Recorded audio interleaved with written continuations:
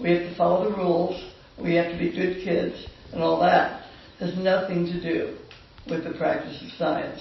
Science is all about being yourself, but discovering what that self is other than what you see in the mirror.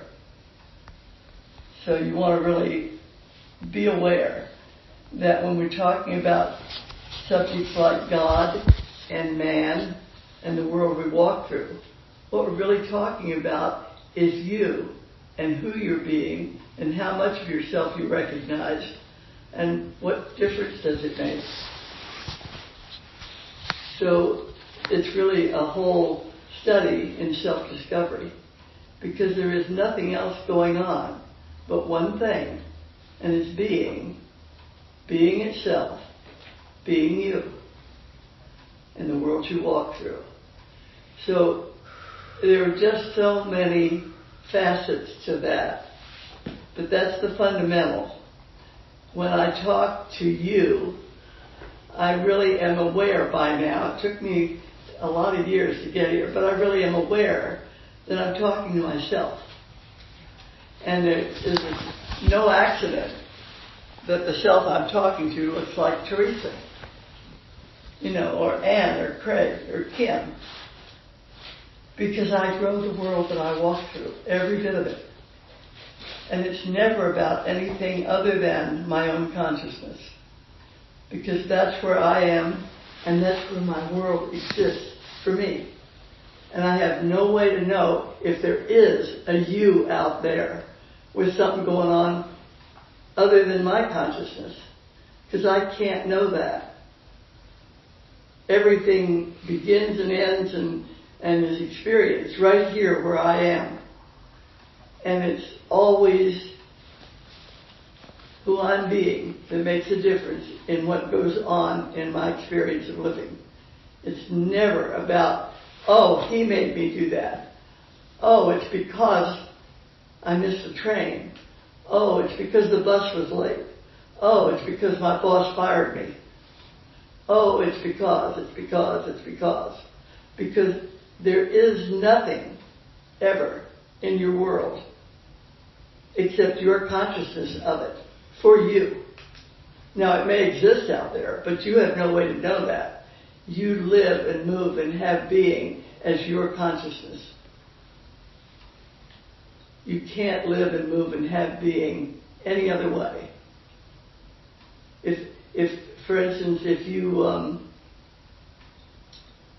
want to say asleep, but sometimes that doesn't work. If you're unconscious, this body is unconscious, laying on the floor, and the whole village over there burns down.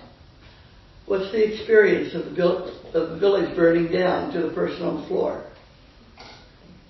No experience of it at all. None. Did it happen? Well, we don't know. For her, it didn't. Or him, or whatever. So you really want to kind of have that needling you in the back of your mind time to time, because actually we're so prone to feeling helpless, or so prone to thinking there's nothing I can do about that, or it's not my fault, or I'm helpless. I can't do anything. Biden did something. So there's never anything anywhere at any time that you're helpless about. Just know that. Because we tend to think we live and move and have being as this thing we see in the mirror. And of course there's nothing that Betty can do about any of that. But when I recognize that consciousness, which is really universal like the air we breathe, that's all there is to me. That's the thing that has this thing show up so I can play the game on the level that I'm working right now. But who I'm being is what directs the action. And what has this thing show up is the being that makes a difference, called the world I walk through. It's my own consciousness. It's not something over there, out there, or unreachable.